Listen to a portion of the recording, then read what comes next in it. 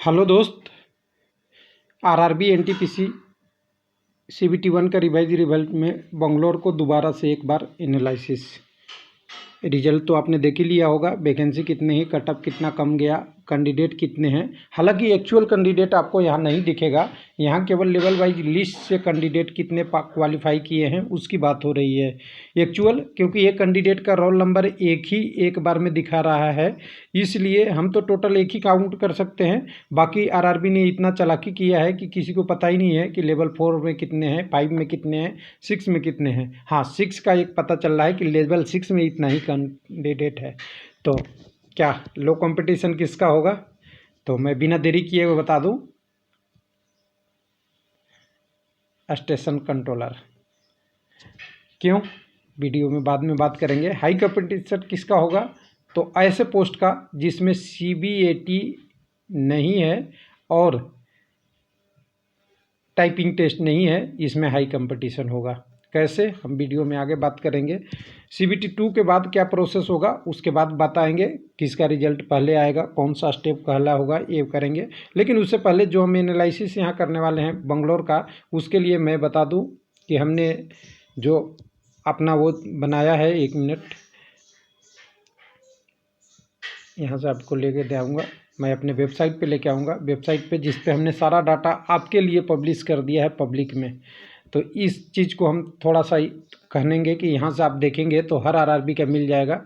अभी तक हमने किसका किसका अपडेट कर दिया उसकी बात आप देखेंगे तो यहाँ पे देखिएगा, हमारे पास चेन्नई, कोलकाता, बंगलोर, भुवनेश्वर, गोरखपुर, भोपाल, बंगलोर और मालदा का अपडेट कर दिए हैं। यानी 7 आरआरबी अभी तक अपडेट हो चुका है। 7 आरआरबी के नीचे से आप डाटा कभी भी देख सकते हैं, अभी वेबसाइट पे है। कभी भी आप जब चाहे, जब इच्छा करें, इस डाटा को आप यहाँ से देख सकते हैं। अब वैकेंसी टेबल अपडेट करना है तो मैंने बंगलोर से शुरू किया है। आरआरबी बंगलोर का वैकेंसी टेबल यहाँ पे अपडेट कर दिया हूँ। कितनी वैकेंसी है, लेवल वाइज क्या है, इसको भी अपडेट कर दिया हूँ। यहाँ तक जाने के लिए आप कैसे जा सकते हैं? यूट्यूब से जा सकते हैं या डिस्क्रिप्शन में लिंक है, वहाँ से जा सकते हैं। यहाँ से आप यहाँ लिंक में जाएंगे तो हमारे अबाउट सेक्शन में आना पड़ेगा, रेलवे लाइक के चैनल के। वहाँ से आप यहाँ पे जा सकते हैं, ट्विटर पे जा सकते हैं, टेलीग्राम पे जा सकते हैं। तो चलिए इसको हम बंद करते हैं। इसको बंद करके हम एनालिसिस पे आते हैं। तो एनालिसिस के बाद हम स्टेप बाय स्टेप प्रोसेस बताने वाले हूँ। तो 3/7 के बाद है 3.7 पे हमारा आरआरबी बंगलोर का डिटेल है। टोटल वैकेंसी तो आप लोग जानते ही है 2470 है, जो वैकेंसी टेबल में भी हम दिखाएंगे।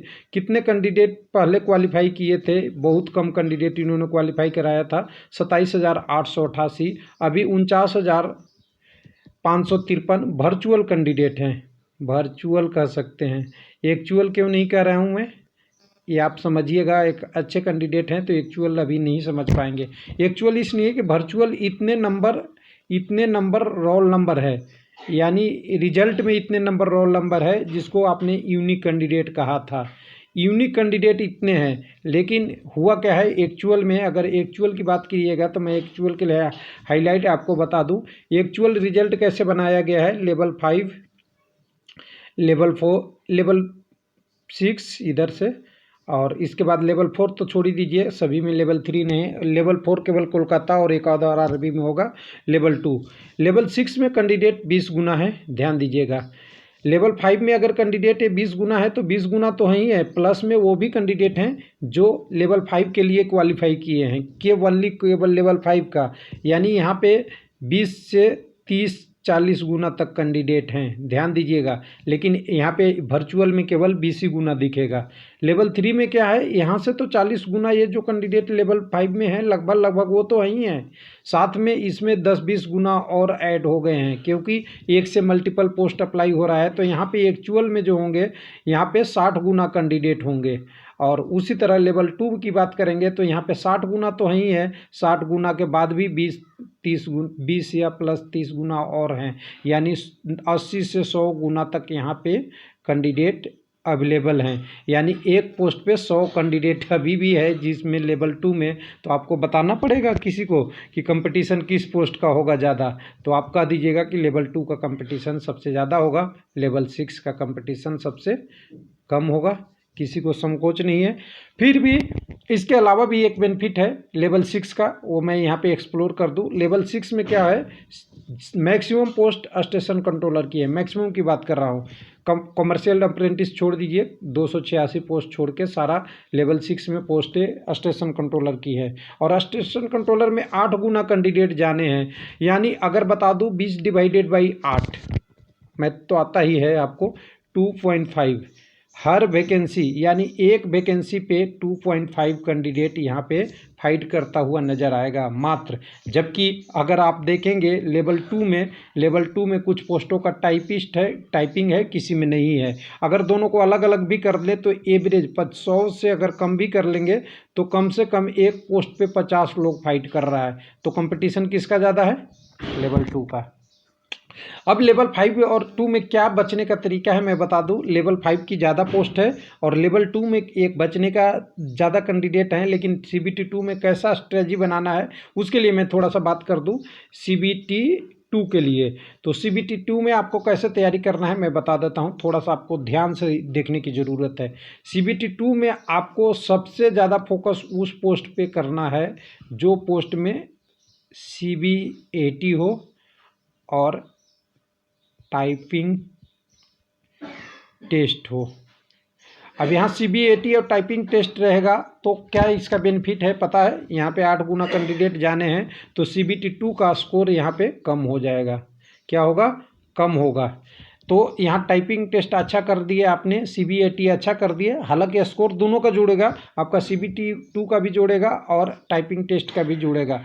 तो आप यहाँ से अगर ये 8 गुना में आना आसान है, जबकि डॉक्यूमेंट वेरिफिकेशन में कैंडिडेट 1 ही गुना जाएंगे, ध्यान दीजिएगा। तो 1 से 8 में जाना बहुत आसान है, इसलिए कह रहा हूँ कि वैसे पोस्टों को आपको बनाना है प्लान जिसमें टाइपिंग टेस्ट और CBAT हो। अगर आपको ये दोनों चीज़ें आती है तो लेवल 6 में अगर क्वालिफाई हैं तो CBAT पे जाएंगे, नहीं तो किसी में तो और CBAT है नहीं।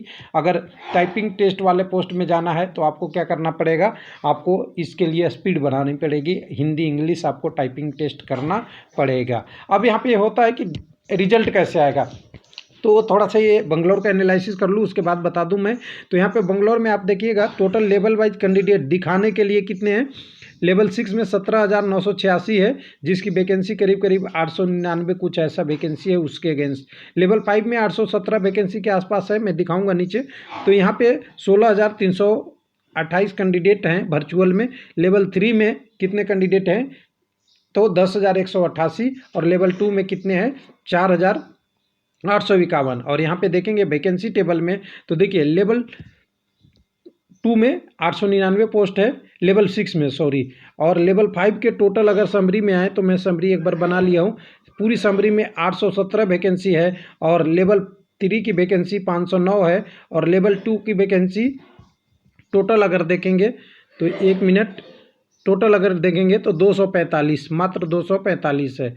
तो उसके हिसाब से 1470 वैकेंसी बनता है। इसमें आप एक जोड़ लगाइएगा। बंगलौर में एक चीज़ और देखने के लिए मैं बता दूं, अगर आप जानते हैं तो सही बात है, नहीं जानते हैं तो ध्यान दीजिएगा। देखिए यहाँ पे लेवल 5 में पोस्टों की संख्या टोटल 12 दिख रही है और UR का 5 है, AC के लिए 1 है, ST के लिए 1 है, आपका OBC के लिए 2 है और EWS के लिए 1 है। और इसका टोटल जोड़ लगाइएगा तो 10 होगा। तो कहिएगा कि यहाँ तो 10 है, यहाँ 12 कैसे हो गया? बंगलौर में मुझे एक ऐसा चीज़ मिला कि इन्होंने क्या किया है, इसके बाद PWD और एक सर्विसमैन वैकेंसी को भी इसी में टोटल में जोड़ दिया है। थोड़ा सा ये गलत लग रहा है, अगर वैसा होता तो 35,281 से वैकेंसी ज़्यादा हो जाती, जबकि टोटल वैकेंसी 35,281 है। तो यहाँ पे थोड़ा मिस्टेक है, RRB का करेक्ट होना चाहिए बाद में। तो ये मैं जैसा डाटा दिया था वैसे ही डाटा रख दिया हूँ, इसको चेंज नहीं किया हूँ। अब यहाँ पे आएंगे टोटल वैकेंसी के टर्म के बाद आप देखेंगे कटअप क्या था। पहले लेवल 6 का जब 15 तारीख को रिजल्ट आया था उस समय कटअप 96 तक चला गया था। किस लिए? क्योंकि कॉमर्शियल अप्रेंटिस वाला पोस्ट था। अब यहाँ पे लेवल 6 का रिवाइज में 78.71 है, लेकिन AB 71 थोड़ा बढ़ा हुआ है 78 से थोड़ा। क्यों? क्योंकि 96 वाले कैंडिडेट नीचे आ गए कॉमन कटअप में। उसके बाद AC के लिए 86 था, वो 66 आ चुका है। ST के लिए 77 था, वो 60 आ चुका है। OBC के लिए 94 था, वो 72.92 आ चुका है। EWS के लिए 87 था, वो 71 था। अब कुछ लोग कहते हैं कि लेवल 6 का कटअप कम नहीं हुआ है, तो मैं तो कहता हूँ कि कम हुआ है। हाँ, स्टेशन कंट्रोलर का कम नहीं हुआ, CA वाला पोस्ट का कम हुआ। समझिएगा। सीए वाला इसलिए कि कॉमन कट ऑफ कम हुआ तो एक पॉइंट में नंबर ऊपर बढ़ गए और वो कैंडिडेट इसी में स्टेशन कंट्रोलर वाले के लेवल पे आ गए। उसके बाद लेवल 5 का कट ऑफ यहाँ देखेंगे तो 70.59 है यूआर के लिए, एसी के लिए 61.47 और एसटी के लिए 54.3 है। ओबीसी की बात करेंगे तो 67.5 और ईडब्ल्यूएस का 64.16 है।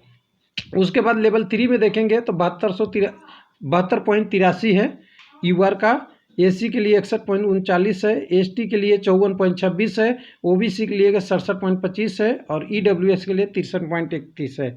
उसके बाद अगर लेवल 2 की बात करेंगे तो 68.17, 60.51 और 53.59 यानी 50 के नज़दीक यही दो है एसटी के लिए है। बाकी यहाँ कट ऑफ और आरआरबी से ऊंचा है।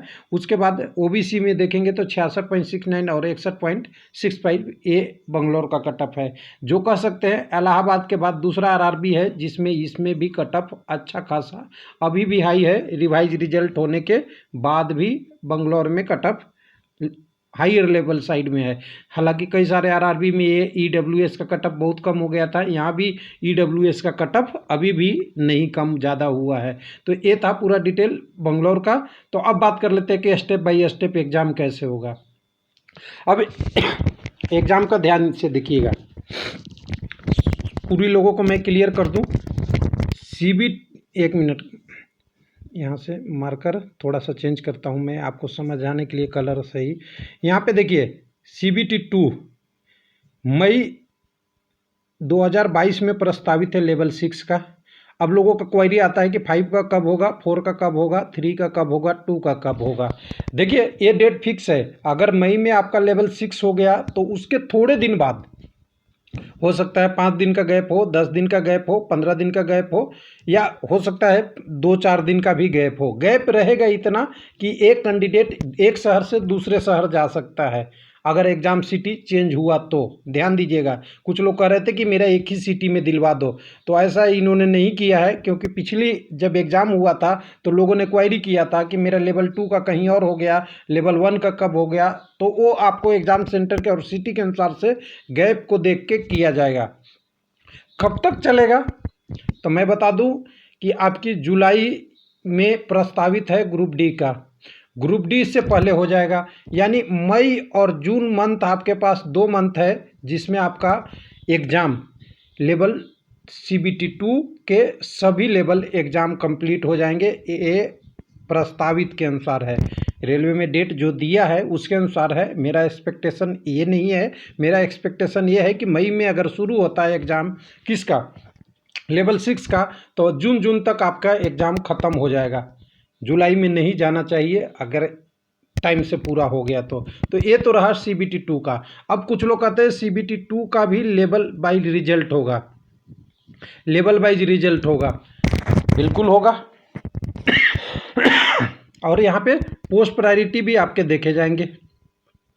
और कुछ लोग कहते हैं कि पोस्ट प्रायोरिटी CBT 1 में नहीं देखा गया, तो CBT 1 में नहीं देखा गया तो लेवल 6 वाले को कैसे लेवल 6 नहीं दिया गया जबकि उसके ने कट ऑफ नहीं क्लियर किया। तो पोस्ट प्रायोरिटी यहाँ भी देखा गया है, लेकिन थोड़े से चेंज तरीके से देखा गया है क्योंकि लेवल 6 को इन्होंने फिक्स कर दिया। जो गड़बड़ रिजल्ट है, मैं हर बार बोलता हूँ, लेवल 6 एकदम बिल्कुल गड़बड़ रिजल्ट है।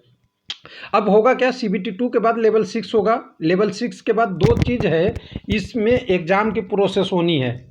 कौन कौन सी तो मैं बता दूं, जो पहले भी बात कर रखा हूं, CBAT और दूसरा टाइपिंग स्किल टेस्ट, ये दोनों चीज़ें होनी है। ठीक है, तो होगा क्या, जैसे लेवल 6 का एग्ज़ाम हो गया, लेवल 5 का हो गया, लेवल 4 का हो गया, लेवल 3 का हो गया और 2 का हो गया। CBAT एक ऐसा पोस्ट है जो लेवल 6 के पोस्ट पे लागू होता है। नहीं, एक और लेवल पे है, लेवल 5 में भी एक पोस्ट है, कहीं कहीं उस पर भी लागू है।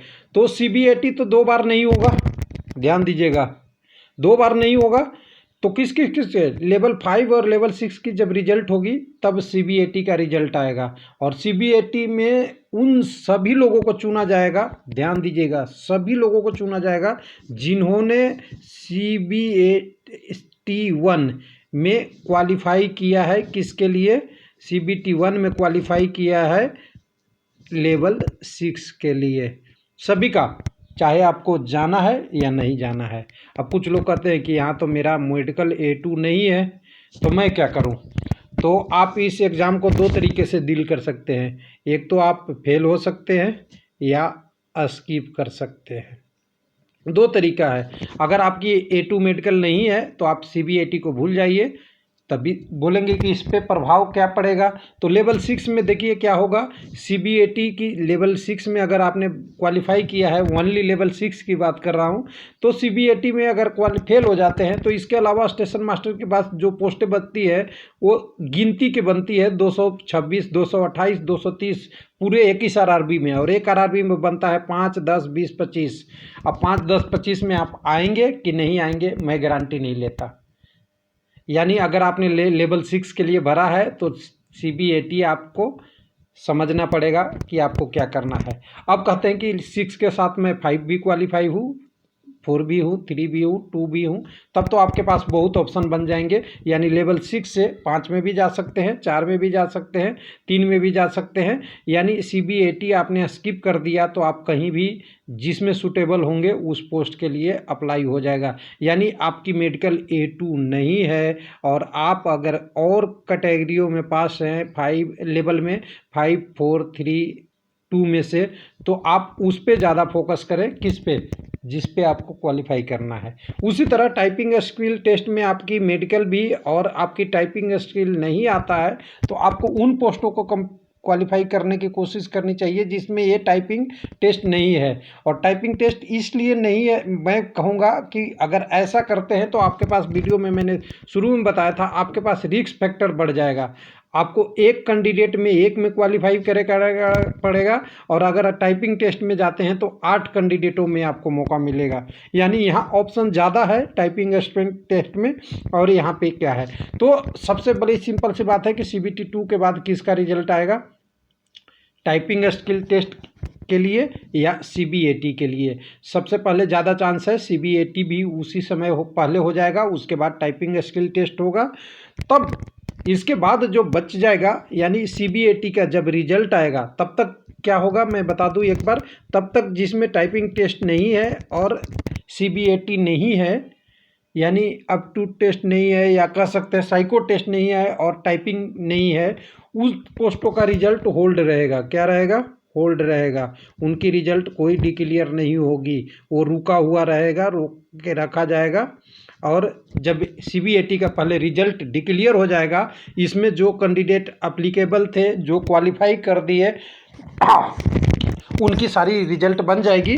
तब उसके बाद उसी कैटेगरी के बचे हुए पोस्टों को रिजल्ट बनेगा। उसी तरह टाइपिंग स्किल टेस्ट वाला के रिजल्ट पहले आएगा, फाइनल किया जाएगा, उसके बाद जो इसमें से बच जाएंगे कैंडिडेट उनको नीचे मिलेगा। तो कुछ लोग कहते थे कि CBAT में फेल हो जाऊं तो दूसरा पोस्ट मिलेगा क्या, टाइपिंग टेस्ट में फेल हो जाऊं तो दूसरा पोस्ट मिलेगा क्या। तो मैं कहूँगा हाँ, क्यों नहीं मिलेगा, क्योंकि आपने यहाँ पे अभी जो जो एलिजिबिलिटी आपकी है उसको पूरा देखा जाएगा।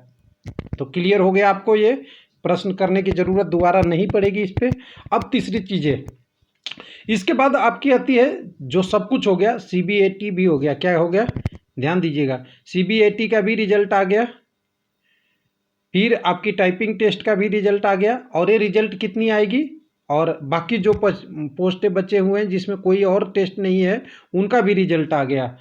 सबका क्या आ गया, रिजल्ट आ गया। तब क्या होगा, आपको क्या लगता है इसके बाद क्या होगा, इसके बाद क्या होगा, DB में नाम दिया जाएगा डॉक्यूमेंट वेरिफिकेशन के लिए। इसी के साथ, इसी रिजल्ट के साथ उस डॉक्यूमेंट वेरिफिकेशन में अगर 6 पोस्ट है तो 6 ही लोग का नाम होगा। ध्यान दीजिएगा, 6 पोस्ट है तो 6 लोग का नाम होगा। अगर मैं इसी को थोड़ा सा और मैं आपको समझ जाने की कोशिश कर रहा हूँ, इसे एक प्रश्न निकालने वाला हूँ। प्रश्न क्या निकलेगा थोड़ा सा समझना है, आपको ही समझाना का मेरा काम है। अगर मैं कहूँ कि यहाँ पे 6000 पोस्ट था और 6000 डॉक्यूमेंट वेरिफिकेशन में जाएंगे, कितने जाएंगे डॉक्यूमेंट वेरिफिकेशन में। और कोई कहता है कि डॉक्यूमेंट वेरिफिकेशन के बाद क्या होता है, मेडिकल एग्जामिनेशन। प्रश्न निकालने के लिए मैंने इतना लंबा किया हूँ इस चीज़ को, मेडिकल एग्जामिनेशन। और मेडिकल एग्जामिनेशन में क्या होगा, कुछ लोग कह रहे हैं कि मेडिकल एग्जामिनेशन में मैं फेल हो जाऊँगा, और फेल हो जाऊँगा तो मुझे दूसरा पोस्ट मिलेगा क्या, मैं क्या बोलूँ, हाँ या ना? बताओ आप। मैं तो ना बोलूँगा। और जिसके जिसके पास कलम है लिख लेना नो। डायरेक्ट नहीं मिलेगा। कब तक नहीं मिलेगा वो अलग कंडीशन है।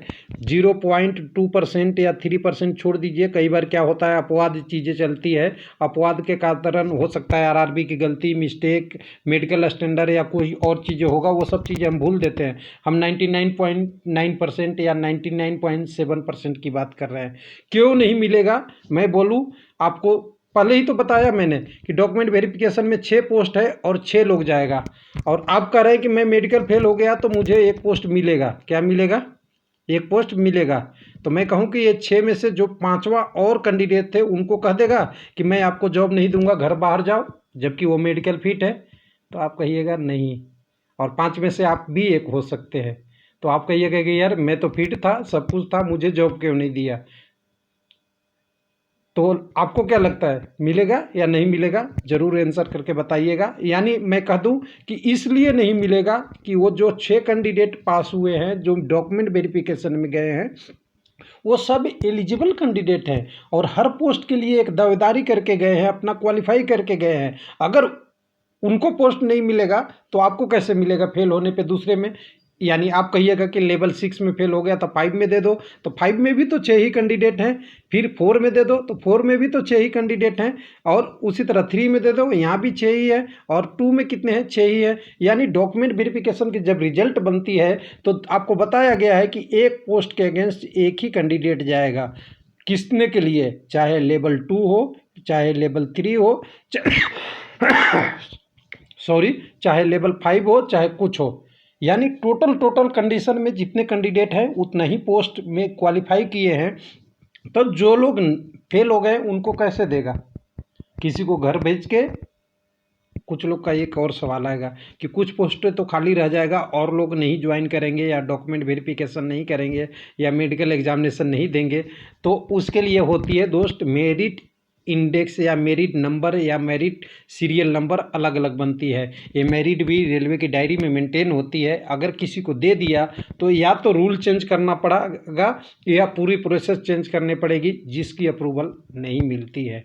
तो मेरिट में जो कैंडिडेट नहीं आया उसके बदले वो पोस्ट खाली दिखाया जाएगा और उस पोस्ट के अगेंस्ट नीचे से जो बाकी लोग हैं, जो अगला नेक्स्ट अपकमिंग है, यानी 60 नंबर कटअप गया है, तो 59.9999 वाला को ऑप्शन मिलेगा कि आप आइए डॉक्यूमेंट वेरिफिकेशन में और मेडिकल एग्जामिनेशन में। तो इसलिए आपको तैयारी ऐसा करना है कि जिसमें आपके मेडिकल एग्जामिनेशन सबसे सही है, उस पोस्ट पर जाइए।